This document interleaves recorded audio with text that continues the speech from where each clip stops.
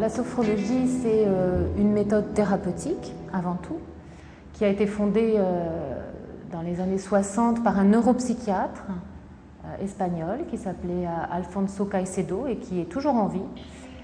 Et alors, sophrologie, et quand il a fondé sa méthode, il s'est inspiré du grec ancien, alors sos, phrène et logos, qui est la science de l'harmonie de l'esprit. C'est classé dans les thérapies courtes, en France en tout cas, c'est très connu en France. Et c'est classé aussi dans les thérapies psychocorporelles. Donc c'est l'originalité de cette méthode, qu'elle utilise à la fois le corps et l'esprit. Ça, c'est sa première originalité. Et la deuxième originalité, c'est qu'elle étudie, on travaille avec différents niveaux de conscience. Alors, il y a l'état de conscience de veille, là, comme nous sommes maintenant. On est en état de veille, on travaille. Il y a des exercices en sophrologie qui utilisent cet état. Mais beaucoup des exercices de la sophrologie utilisent un autre état de conscience, qu'on appelle un état de conscience modifié, qui est cet état entre veille et sommeil, et qui est un état très propice à la créativité, à l'intuition. Des petits mouvements comme ça, pour vraiment relâcher. Ça fait 8 mois que je prends le cours de sophrologie. Et avec ce cours-là, j'ai appris à prendre le temps, à me relaxer, à mieux respirer, à prendre conscience de mon corps, à me détendre, à positiver aussi, à avoir une vision plus positive. بتخليك انه في قصص فيك تفكري فيهم غير شيء بوزيتيف يعني واحد على طول لازم يلاقي رؤية هيك متفائلة بالدنيا وإذا بتطبقيها على حواليك بتلاقي حالك خير ريلاكس إنه ما كله منيح.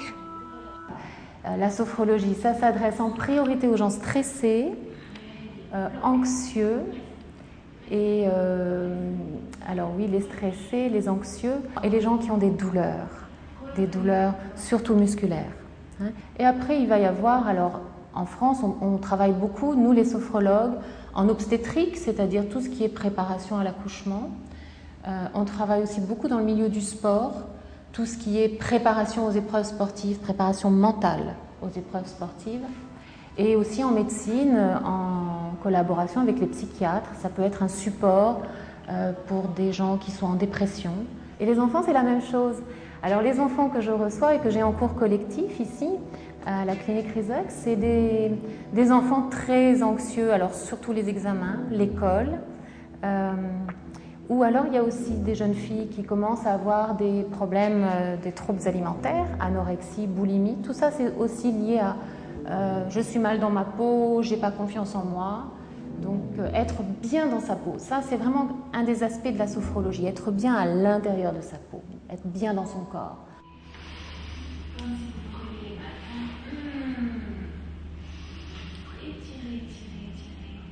Oui, alors les techniques et méthodes, ce sont des exercices en fait, des exercices assez simples. Alors il y a les exercices corporels, exercices de respiration, apprendre à relâcher ses muscles, ça c'est très important. Le relâchement musculaire, pas forcément allongé, debout, dans n'importe quelle posture. En conduisant, j'apprends à relâcher mes muscles. Et tous les exercices de la sophrologie sont transposables dans la vie quotidienne. C'est pas je fais mon cours de sophrologie et j'attends la semaine prochaine. Non, ce sont des exercices, on va choisir celui qui nous convient le mieux et on peut vraiment les appliquer toute la journée. Et puis beaucoup d'exercices pour connaître un petit peu ce qui se passe dans la tête. Comment ça fonctionne là-dedans? La mémoire, comment ça fonctionne? Les pensées, qu'est-ce que j'ai comme type de pensée?